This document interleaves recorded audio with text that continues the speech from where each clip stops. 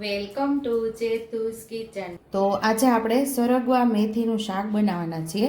તો અહીંયા 5 સિંગુ સરગવાની લીધી છે, એ સુધારી લીધી છે। 4 ઇંચ આપણે 4 ઇંચના અંતરે આપણે કાપેલી છે, એટલે આટલી નાની નાની આપણે સરસ કાપી લેવાની। જેટલી છાલ ઉખડે એની છાલ આપણે ઉખાડી લેવાની છે। તો અહીંયા સરગવાની શીંગ સુધારી લીધી છે, એક ભાજીની બંચ લીધો છે, એટલે મેથીની ભાજી આપણે સરસ ધોઈ અને બીટી લીધી છે। અને અહીંયા આપણે અડધી વાટકી જેટલો ચણાનો લોટ, એટલે આશરે 4 ચમચી જેટલો આ ચણાનો લોટ છે, એક ટમેટું છે, એક લસણનો ગાંઠિયો ફોલી લીધો છે, આ મીઠું છે। બાકી રેગ્યુલર મસાલિયાની અંદરથી મસાલાનો ઉપયોગ કરી અને ટેસ્ટી એવું આપણે સરગવાનું શાક બનાવવાનું છે। અને આપણે લસણવાળી આ ચટણી તૈયાર કરી લેવાની છે, જે આપણે રેગ્યુલર બતાવેલી જ છે। બધા જ્યારે હું શાકની રેસીપી કરું છું ત્યારે લસણવાળી ચટણી કઈ રીતે તૈયાર કરવાની છે એ હું બતાવેલી જ છે, એટલે આજે હું લસણવાળી ચટણી કઈ રીતે તૈયાર કરીશ એ બતાવીશ નહીં। એકદમ સિમ્પલ રીતે આ ચટણી બનાવીએ છીએ। લસણ ખાંડણીની અંદર ઉમેરી, 1 ચમચી લાલ મરચું પાવડર ઉમેરી, ચપટી મીઠું ઉમેરી અને સરસ લસણવાળી ચટણી આપણે તૈયાર કરી લેવાની છે। આમાં સ્વાદ મુજબ આપણે મીઠું ઉમેરી અને 1.5 ગ્લાસ જેટલું આમાં પાણી ઉમેરેલું છે। અને સીટી વાગે કે કુકર બંધ કરીને સીટી વાગે કે ન વાગે, એટલે સીટી વાગવા જાય ને ત્યાં જ આપણે કુકરને ગેસને આપણે બંધ કરી દઈશું। તો મસ્ત એવી આપણી શીંગું બફાઈ ગઈ છે। તો હવે આપણે શીંગું અને મેથીનો વઘાર કરી લઈશું।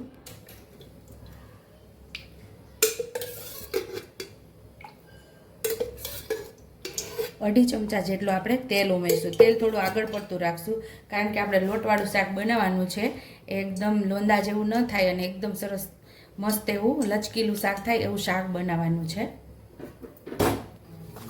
અહીંયા આપણે લસણવાળી ચટણી ખાંડી લીધી છે, અને હવે આપણે એક બીજી વાટકીમાં લઈ અને આપણે લસણવાળી ચટણીને કાલવી લઈશું।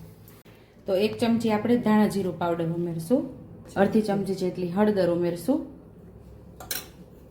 બાફવામાં આપણે મીઠું ઉમેરેલું એટલે સ્વાદ મુજબ આમાં મીઠું ઉમેરશું આપણે, બાકી આપણે ચાખી લેવાનું। ચટણી ઉમેરી દઈશું જે આપણે ખાંડેલી।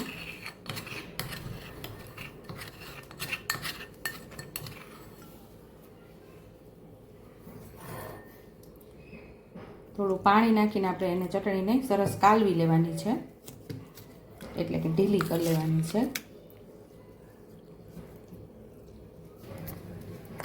આવી રીતે આપણે ચટણીને કાલવી લેવાની છે। આને સાઈડ ઉપર રાખી દઈએ। હવે આપણે એનો વઘાર કરવાનો છે।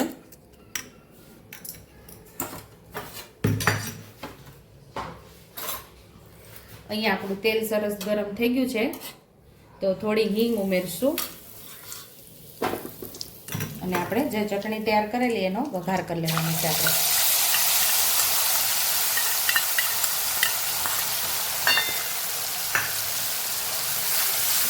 સરસ આપણે સાતળી લેવાની છે।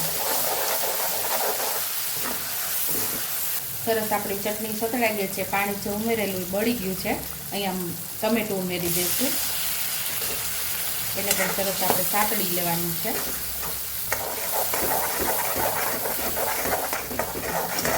ટમેટું પણ આપણું સરસ એવું સતળાઈ ગયું છે। તો જે ભાજી આપણે સાફ કરીને રાખેલી એમાં થોડું પાણી ઉમેરી અને સરસ પાછી બીજી વાર આપણે ધોઈ લીધી છે। હવે આપણે ભાજીનો વઘાર કરી લઈશું।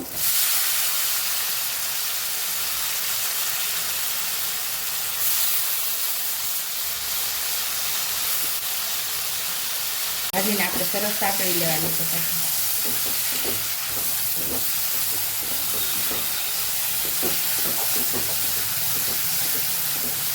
ભાજીને આપણે સુધારેલી નથી, માત્ર બીટેલી જ છે। થોડી વાર આપણે ભાજીને પણ સરસ સાતળવાની છે।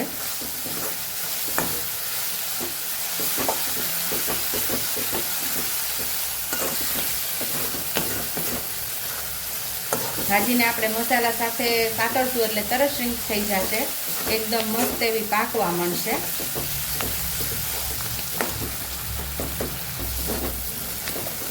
તો અહીંયા આપણી ભાજી મસ્ત એવી સતળાઈ ગઈ છે, એકદમ શ્રિંક થઈ ગઈ છે। તો થોડું પાણી ઉમેરશું। જે વાટકીની અંદર આપણે ચટણી કાલવેલી એ વાટકી, અડધી વાટકી આપણે અહીંયા પાણી ઉમેરશું।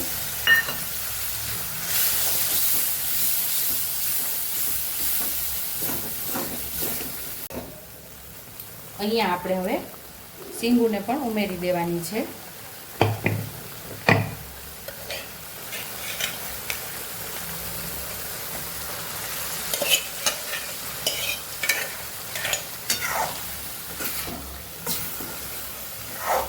આ રેસીપી આપણા નાની માની છે, એટલે કે મારા બેસ્ટ ફ્રેન્ડના મમ્મીની છે. તમારે એ જાણવું હોય તો મને કમેન્ટ બોક્સમાં કમેન્ટ કરજો કે મારું બેસ્ટ ફ્રેન્ડનું નામ શું છે અને કઈ જગ્યા રહે છે, એ જાણવું હોય તો મને કમેન્ટ કરજો.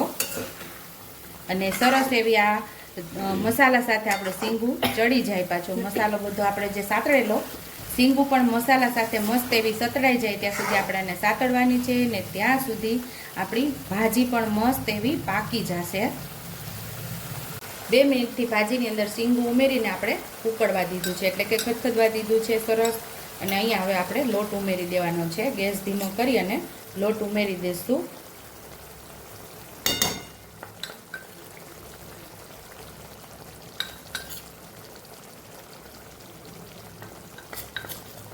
ફૂલ આપણે 3 થી 4 ચમચી જેટલો તે લોટ ઉમેરેલો છે, અને હવે આપણે હળવા હાથે લોટને મિક્સ કરી દેવાનો છે.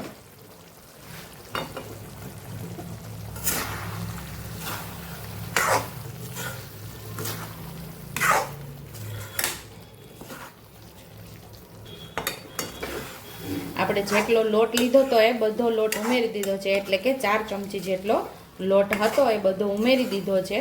હવે આપણે ઢાંકણ ઢાંકી અને થોડીક વાર લોટને આપણે પાકવા દઈશું.